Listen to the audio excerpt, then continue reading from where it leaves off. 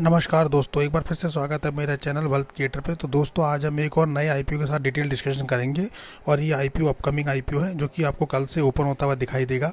तो बेसिकली ये जो आईपीओ है ये TBO.com का आईपीओ है और basically TBO tech limited IPO जो है ये कंपनी काम करती है ट्रैवलिंग में।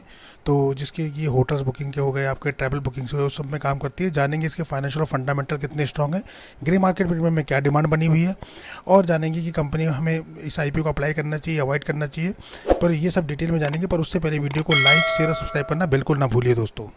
तो दोस्तों, वीडियो में आगे बढ़ते हैं और बात कर लेते हैं वन बाय वन करके। तो TBO.com का जो है आईपीओ आपको देखने को मिलने वाला है बहुत जल्दी कल से। बेसिकली अगर इस कंपनी की साइट पे जाते हैं तो हम देखते हैं कंपनी होटल में डील करती है, एयर में डील करती है, यानी कि जब आप ट्रैवलिंग करते हैं तो उसमें डील करती है, क्रूजेज़ में डील करती है, यानी कि क्रूज में जो लोग सफ़र करते हैं, रेल्स में डील करती है। आप देखेंगे तो ट्रांसफ़र में डील करती है, यानी कि लगेज आपका ट्रांसफ़र इधर उधर करना है। पैकेजिंग में डील करती है ये कंपनी। वहीं आपको इंश्योरेंस में, यानी कि जो ट्रैवल इंश्योरेंस होता है उसमें भी ये डीलिंग करती है। कार रेंटल हो गया, यानी कि जो आपकी जब आप घूमने के लिए जाते हैं तो A to Z जो भी आपकी ज़रूरत होती है वो सब एक ही कंपनी से पूरी हो जाती है। इसकी साइट पे जाके देखेंगे तो ये कंपनी जो है leading global travel distribution company है, प्लेटफॉर्म है ये। Simply this the business of the travel of supplier such as a hotel हो गया, एयरलाइंस हो गया, क्रूज हो गया, कार रेंटल हो गया, ट्रांसफ़र हो गया और आपका रेल हो गया और रिटेल API जो बायर्स होते हैं सच एंड ट्रेवलिंग एजेंसीज हो गया।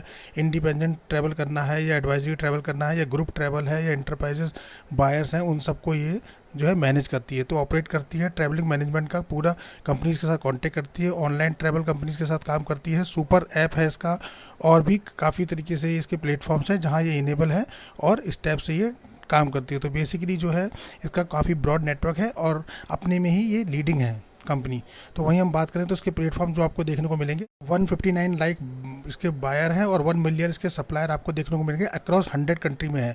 तो मतलब 159 के लगभग ट्रैवल बायर हैं, 1 million plus hotel world wide है इसके पास, 100 प्लस कंट्रीज में इसका बिजनेस फैला हुआ है, 55 प्लस इसके सपोर्टेड करेंसीज में है क्योंकि करेंसी एक्सचेंज का भी ये काम देखती है। तो बेसिकली इसका जो नेटवर्क आपको देखना है काफ़ी बड़ा है। आप सबसे पहले देख लेते हैं फाइनेंशियल और फंडामेंटली, यानी कोई भी कंपनी फाइनेंशियली जितनी स्ट्रांग होगी वहीं हमें पता लगता है कि कंपनी कितनी स्ट्रांग है और कितना हमें प्रॉफिट दे के जाएगी। तो अगर हम इसके लास्ट 3 ईयर्स के फाइनेंशियल देखेंगे जो कि 21, 22 और 23 के होंगे और उसके अलावा हम उसका एक जो है 31 दिसंबर 2023 तक जो कंपनी ने सबमिट किया है वो भी हम देखेंगे कि वो कितना है। तो लास्ट 3 ईयर के फाइनेंशियल देखेंगे और एक जो है हाफ ईयरली 3 क्वार्टर का जो सबमिशन है वो देखेंगे। तो यहाँ अगर आप देखेंगे तो एसेट कंपनी के पास 31 दिसंबर 2023 तक 3,754 करोड़ के थे। रेवेन्यू कंपनी पे 1,040 करोड़ के लगभग था। Profit after tax 154 crore. Net worth company की 501 करोड़ की। रिजर्व सरप्लस 478 करोड़ और बोरिंग कंपनी पे बहुत ही कम दोस्तों, सिर्फ 2 करोड़ 93 लाख रुपए। वहीं अगर हम बात करें एसेट की सारदल सार की तो 2021 में कंपनी पे 576 करोड़ के एसेट थे जो बढ़ के 2022 में 1271 हुए और 23 में बढ़ के 2557 हो गए और वहीं 3754 करोड़, यानी कि आप देखें एक्सीलेंट ग्रोथ दिखाई है कंपनी ने। 576 से 3754 करोड़ की जर्नी सिर्फ 3 साल में पूरी करी है।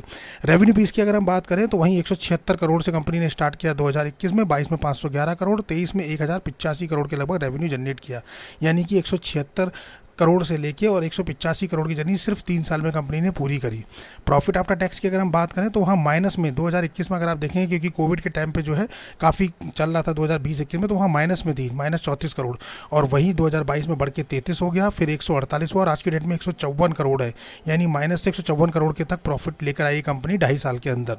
नेटवर्थ कंपनी की बात करें तो 204 करोड़ थी 21 में, 22 में बढ़ के भी 231 करोड़, 23 में बढ़ के 337 करोड़ और आज की डेट में देखेंगे आप नेटवर्थ तो 501 करोड़ है, मतलब कि 31 दिसंबर 2023 तक की बात करें तो, यानी कि 3 साल के अंदर 204 करोड़ से 501, जस्ट डबल के लगभग कंपनी ने अपनी जर्नी कंप्लीट करी। तो नेटवर्थ भी काफ़ी अच्छा ग्रो कंपनी ने करा है।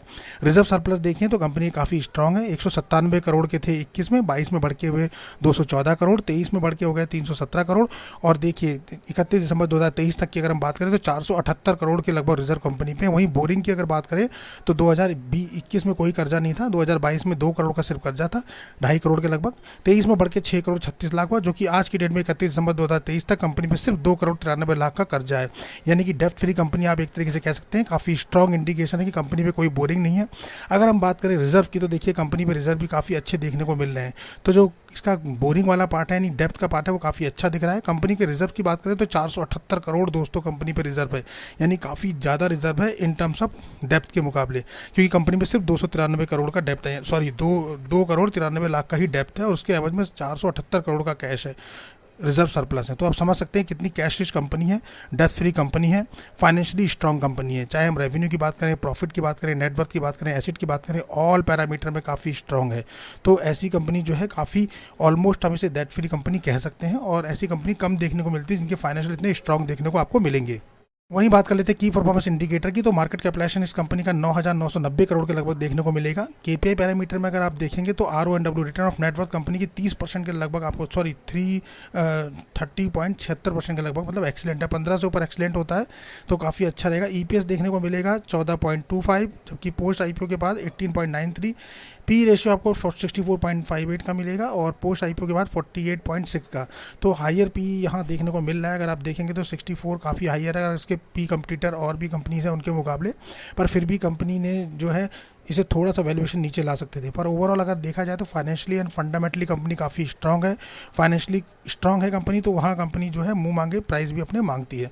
तो उस हिसाब से देखा जाए तो कंपनी काफ़ी अच्छी है। मतलब फाइनेंशियली जो कंपनी स्ट्रांग होती है तो वहाँ इन्वेस्टर को थोड़ा फेथ होता है लॉन्ग टर्म के बेसिस पे कि कंपनी फाइनेंशियली स्ट्रांग है। अब हम जानेंगे कि इसका पर्पज़ क्या है IPO लाने का, कंपनी ने क्यों ये IPO लेकर आई है। तो ऑब्जेक्टिव ऑफ इशू जो कंपनी का है वो एक्सपेंशन ऑफ द सप्लायर और बायर के बेसिस पे कंपनी को चाहिए एक्सपेंशन करना है। दूसरा, amplifier of value of the platform and adding the line of the new business का कुछ करना है इनको, और इनगोरेंस growth through acquisition and building synergy with the existing platform.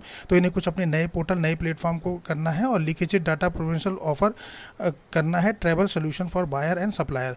तो अपने डेटा लीकेज पॉलिसी को और स्ट्रॉन्ग बनाना है ताकि बायर और सप्लायर अधिक सेफ उसमें महसूस कर सके और जो है डेटा लीकेज की प्रॉब्लम को ख़त्म हो सके। तो इस टाइप से इन्हें इस 4 पैरामीटर के बेसिस पे ये IPO लेकर आए हैं।